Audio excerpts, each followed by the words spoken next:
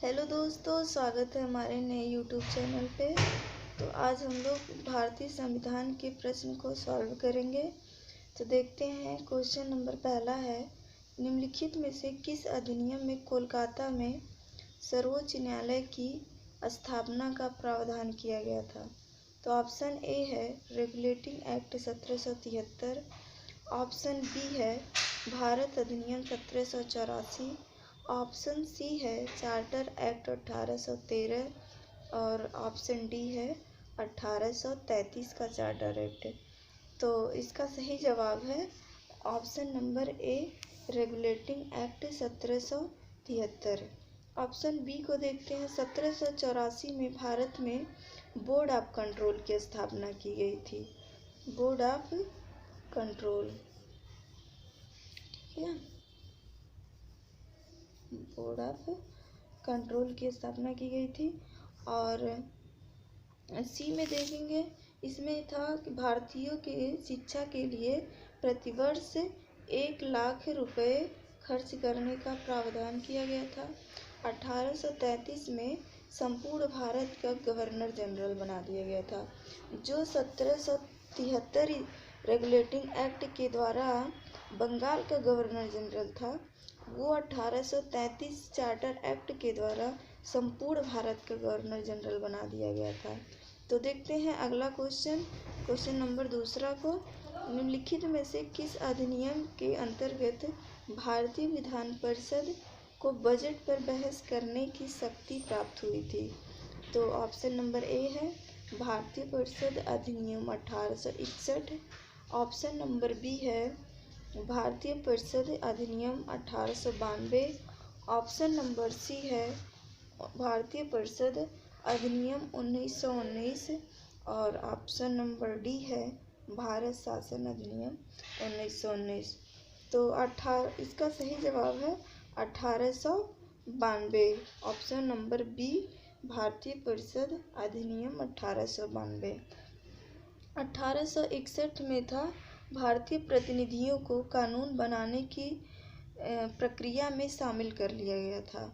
और 1919 को इसे हम मार्ले मिंटो सुधार के नाम से जानते हैं।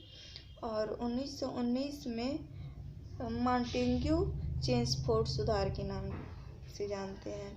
तो क्वेश्चन नंबर तीसरा देखते हैं, निम्नलिखित में से किस अधिनियम ने केंद्र में द्वैध शासन प्रणाली को स्थापित किया था? तो ऑप्शन नंबर ए है भारत शासन अधिनियम 1935 और बी है भारत शासन अधिनियम 1919, सी है भारत शासन अधिनियम 1909 और डी है भारत शासन अधिनियम 1892। तो इसका सही जवाब है भारत शासन अधिनियम 1935।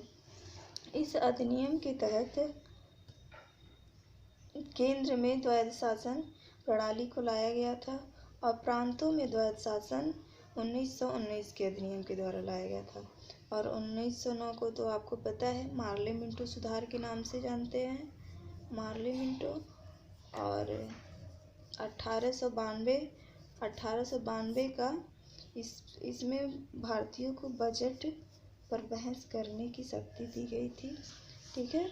तो इस हिसाब से अगला क्वेश्चन देखते हैं, क्वेश्चन नंबर चौथा, स्वतंत्रता के पूर्व के दिनों में प्रारंभ में किसने संविधान निर्मात्री सभा का विचार प्रस्तुत किया था? तो ऑप्शन देखते हैं, M N. Roy, option number B है डॉक्टर भीमराव अंबेडकर और ऑप्शन नंबर सी है एनी बेसेंट और डी है जवाहरलाल नेहरू।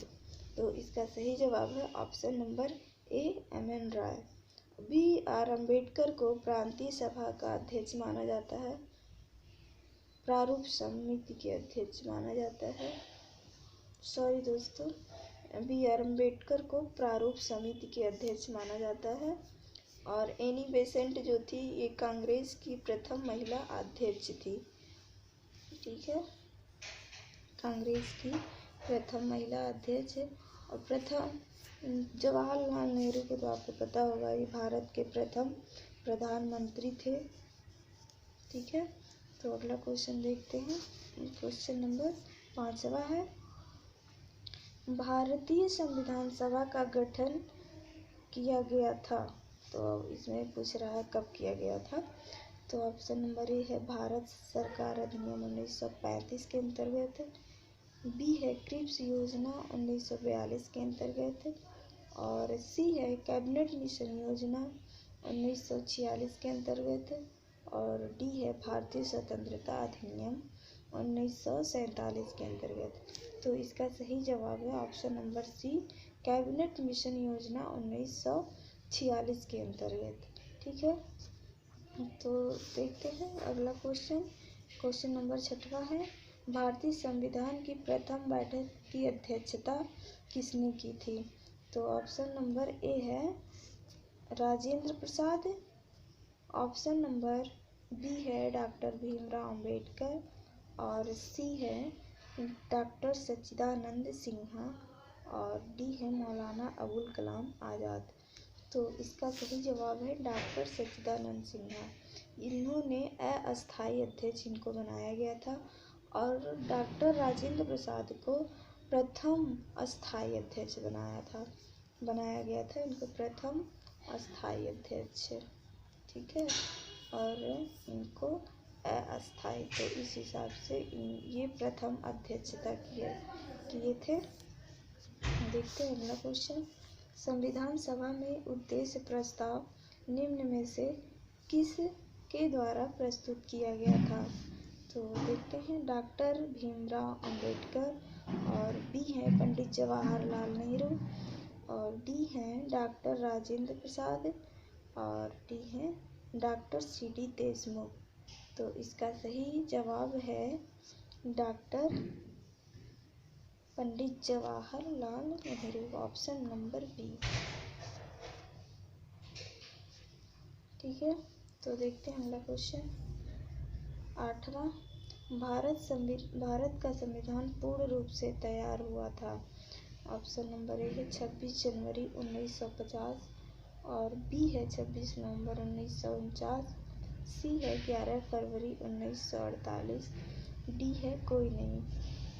तो इसका सही जवाब है 26 नवंबर 1949। 26 जनवरी 1950 को भारत का संविधान लागू हुआ था। ये लागू हुआ था, ना कि पूर्ण रूप से बना था। पूर्ण रूप से तैयार हो गया था 26 नवंबर 1949 को। ठीक है, तो इसको अगला क्वेश्चन देखते हैं।